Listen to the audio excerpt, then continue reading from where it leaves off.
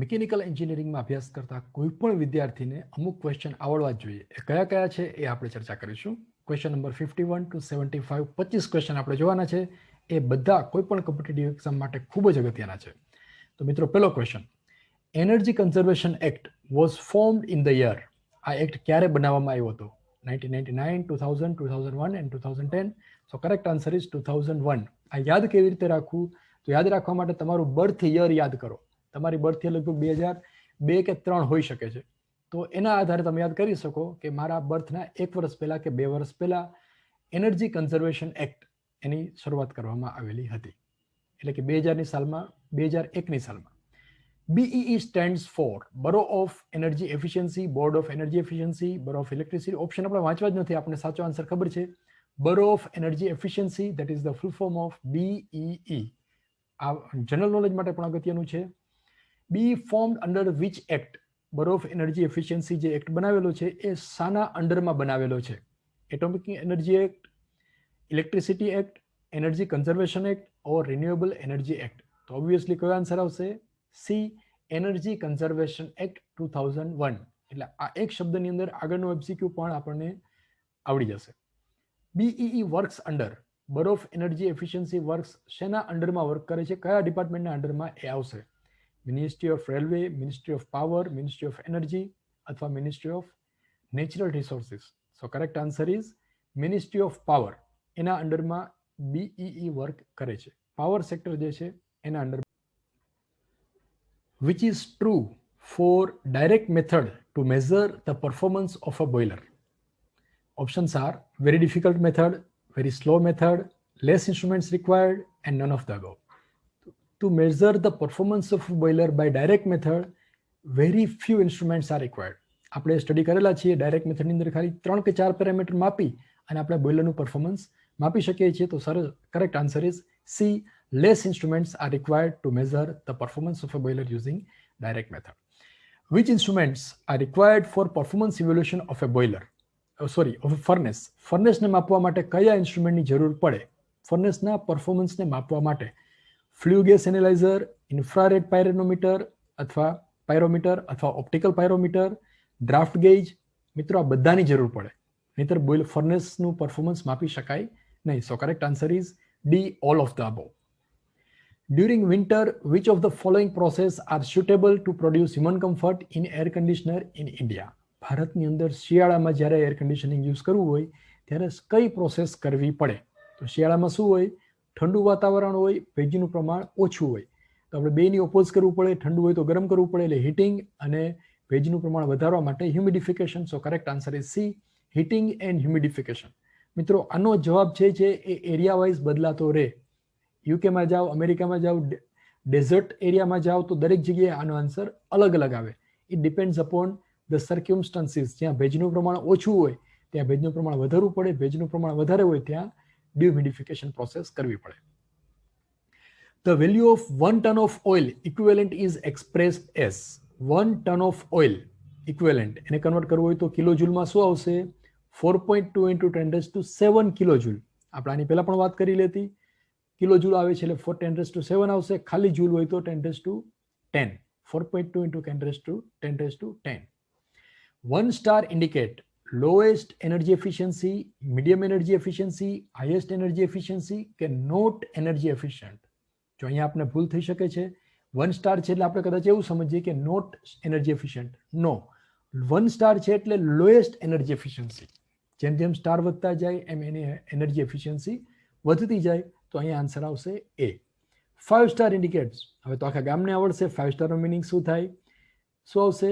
Yes, highest energy efficient. સૌથી વધારે સારામાં સારી એનર્જી એફિશિયન્સી હોય તો એની અંદર 5 સ્ટાર રેટિંગ આવેલું હોય.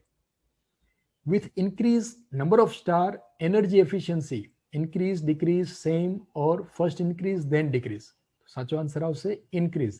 જેમ જેમ સ્ટાર રેટિંગ વધતા જાય એમ એની એનર્જી એફિશિયન્સી વધતી જાય.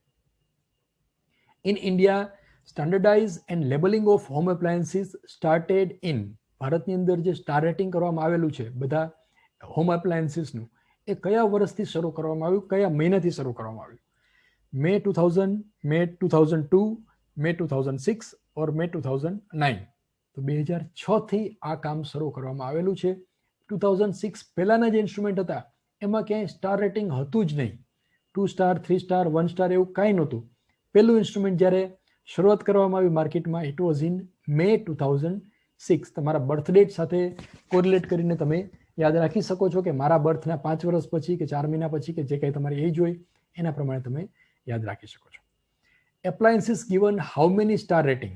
તો આ ક્વેશ્ચન પણ પૂછાઈ શકે છે. 1 સ્ટાર, 2 સ્ટાર, 3 સ્ટાર, 5 સ્ટાર. તો આન્સર આવશે 5 સ્ટાર. કોઈ પણ એપ્લાયન્સીસ જે છે એનું કન્ઝમ્પશન કેટલું થાય છે, એ કેટલી ઇલેક્ટ્રિસિટી, કેટલો પાવર યુઝ કરે છે એના આધારે એનું સ્ટાર રેટિંગ આપવામાં આવે છે.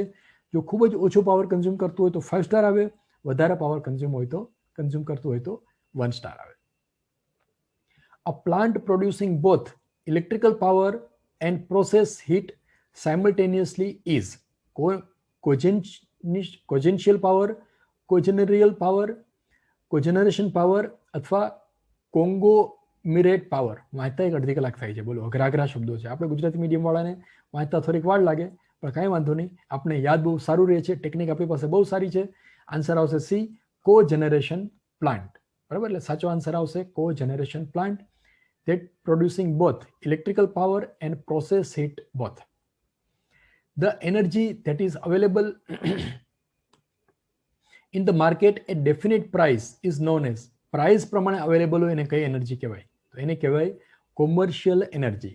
જેને આપણે વેચી શકાય, ખરીદી શકાય, એ બધી એનર્જી એને કહેવાય commercial energy. Slogan of bureau of energy efficiency is, BEE એનું સ્લોગન કયું છે? Save energy, save life, energy is life, conserve energy to prevent future, to preserve future, and save energy, save earth. So I'll say yes, C is the right answer. Energy is life, conserve it. આ જે છે એ બરોફ energy એફિશિયન્સીનું સૂત્ર છે, BE નું એક slogan છે. which is the advantage of using direct method to measure performance of a boiler? બોઇલરનું performance measure કરવા માટે ડાયરેક્ટ મેથડના કયા ફાયદા છે? પેલું, very easy and fast method, needs less parameter to measure, less instruments are required, અને all of above. તો મિત્રો આપણને ખબર છે ડાયરેક્ટ મેથડની અંદર આ બધા એડવાન્ટેજીસ છે, તો આન્સર આવશે all of the above. Which is the disadvantage of using direct method to measure performance of boiler? Disadvantage કયો છે direct મેથડનો? It does not provide the reason for less efficiency, it does not calculate various losses occurred in the boiler, both A and B, none of the above. તો શું આવશે direct મેથડનો disadvantage કયો છે? A and B both. Direct મેથડની અંદર આપણને કઈ efficiency શાના લીધે ઓછી છે એનું કોઈ ઇન્ફોર્મેશન મળતી નથી, અને બીજું એ લોસનું કેલ્ક્યુલેશન કરતું નથી. લોસનું કેલ્ક્યુલેશન શેમાં કરીએ છીએ આપણે? ઇનડાયરેક્ટ મેથડની અંદર. બરાબર, તો જો અહીંયા ઇનડાયરેક્ટ મેથડ આપેલું હોય તો આપણે આવશે it calculates the losses occurred in the boiler and it also provides the reason for less efficiency. તો અહીંયા આન્સર આવશે C, both A and B. Equation to measure performance of boiler by direct method. Direct મેથડથી બોઇલરનું performance measure કરવું હોય તો કયા ઇક્વેશનનો તમે ઉપયોગ કરશો? મિત્રો, આપણે ઇક્વેશન યાદ નથી રાખવાના, પણ આપણને ખબર હોવી જોઈએ કે કયા ઇક્વેશનથી આપણે બોઇલરનું પરફોર્મન્સ માપી શકીએ.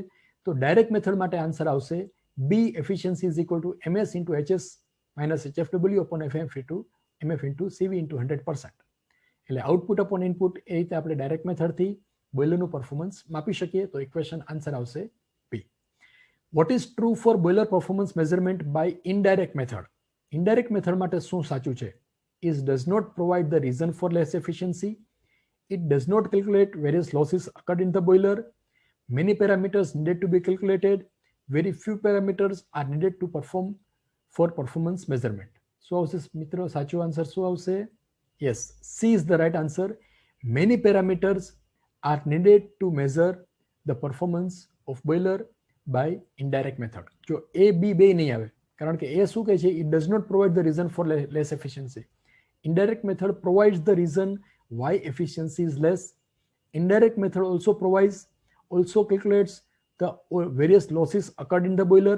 એટલે A અને B નહીં આવે, D પણ નહીં આવે, કારણ કે આપણે ઘણા બધા પેરામીટર્સ માપવા પડે છે, આપણે કેલ્ક્યુલેશનમાં જોયું હતું. તો સાચો આન્સર આવશે C. Equation to measure the performance of boiler by direct method.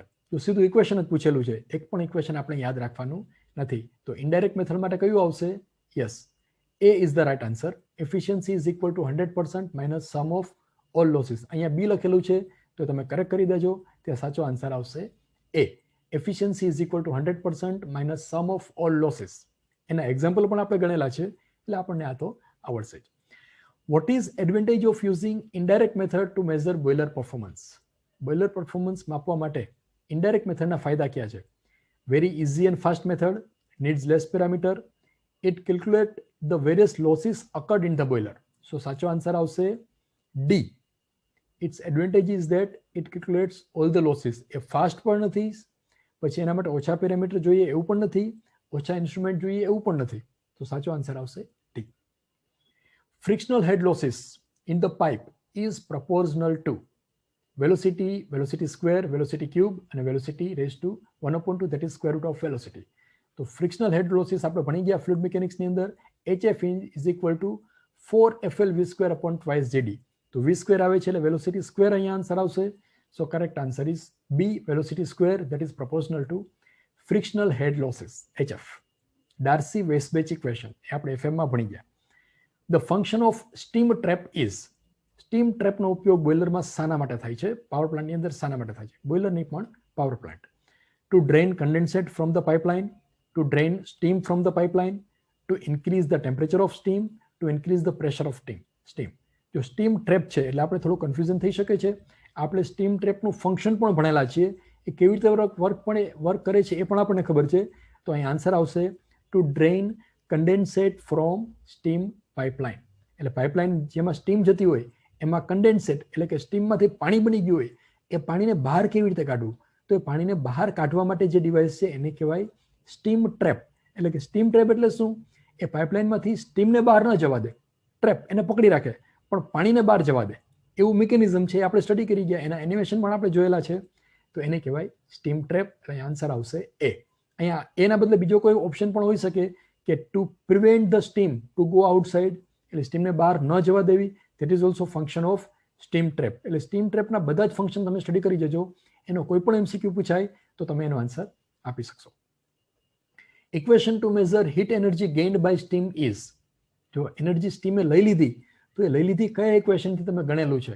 4 equation અહીં આપેલા છે મિત્રો. એક પણ ઇક્વેશન આપણે યાદ નથી રાખવાનું, પણ આપણને ખબર હોવી જોઈએ કે કયા ઇક્વેશનથી આપણે સ્ટીમને એનર્જી હીટ લઈ લીધી, સ્ટીમે એ ગણવું છે. તો એનો આન્સર આવશે D. E is equal to mass of steam multiplied by heat and enthalpy gained by steam, that is enthalpy of steam minus enthalpy of feed water. તો કરેક્ટ આન્સર ઇઝ ડી. તો મિત્રો આપણે next સેશનની અંદર આના પછીના બીજા જે most IMP question છે એ પણ ગણીશું, એ પણ યાદ રાખીશું. તમારું કેરિયર ખૂબ જ સારું બને એવી તમને બધાને ખૂબ ખૂબ શુભેચ્છાઓ. Thanks for watching. Keep watching.